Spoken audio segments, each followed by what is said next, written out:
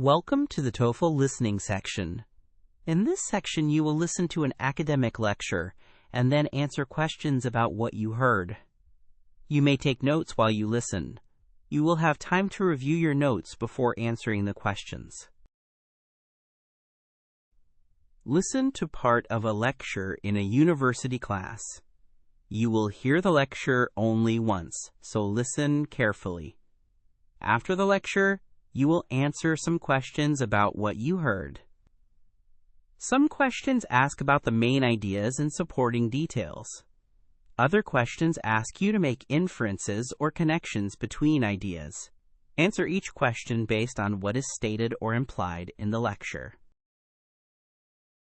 Good morning, class. Today we will examine predator-prey relationships and how they shape population dynamics and ecosystem balance.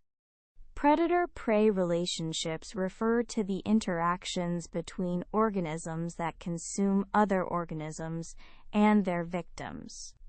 These interactions influence birth rates, death rates, and ultimately the abundance of species in ecosystems.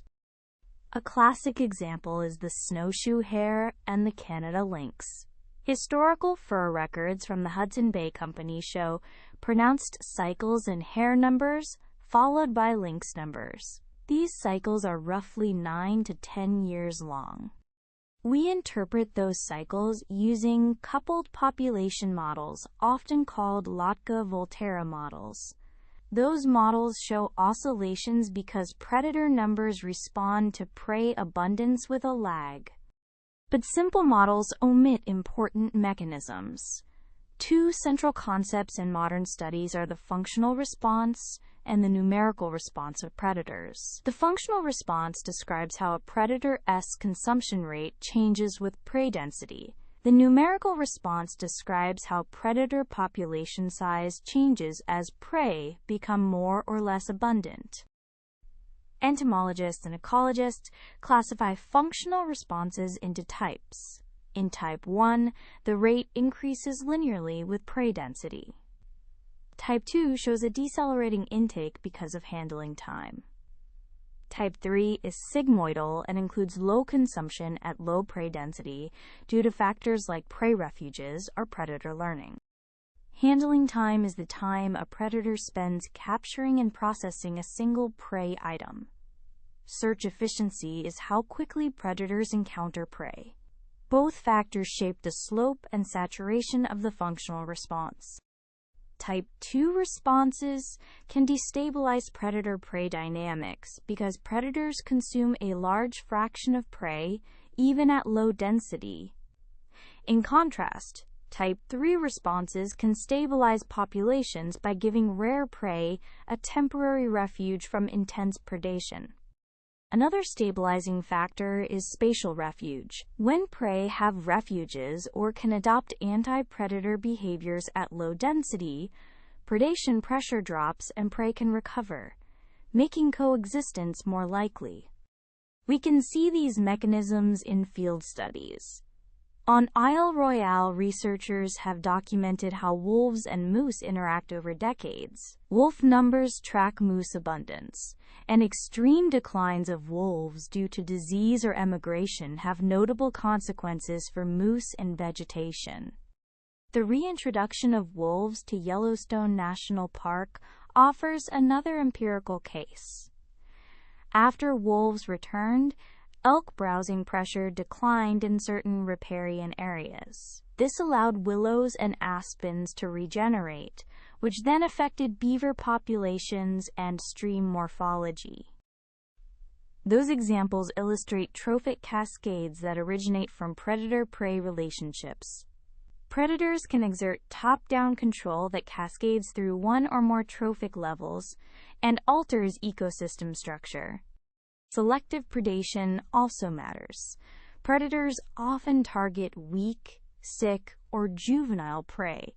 That selective pressure can influence prey life histories and population age structure. Human impacts complicate predator-prey dynamics.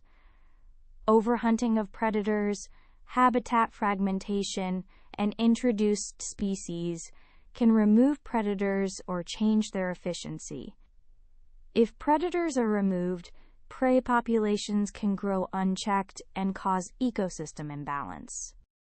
Restoration ecology, therefore, often considers predator-prey relationships when setting management goals. Managers may reintroduce predators, create refuges for prey, or adjust harvest to maintain stable dynamics. Finally, uncertainty remains. Environmental variability, disease, and evolutionary change can all alter predator-prey interactions over time. Models that include stochastic events and adaptable traits give better predictions for long-term ecosystem balance.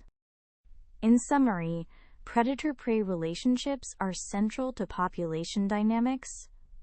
Functional and numerical responses, handling time, search efficiency, refuges, and selective predation all determine whether populations oscillate, stabilize, or collapse. Understanding these processes is essential for conserving balanced ecosystems.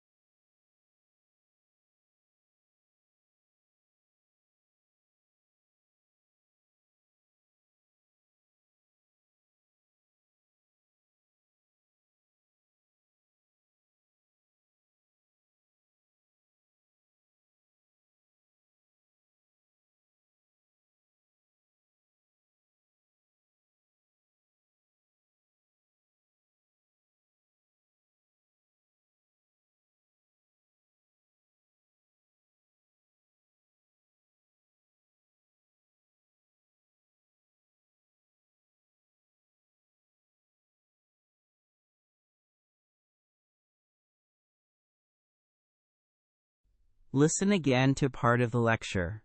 Then answer the question. If predators are removed, prey populations can grow unchecked and cause ecosystem imbalance.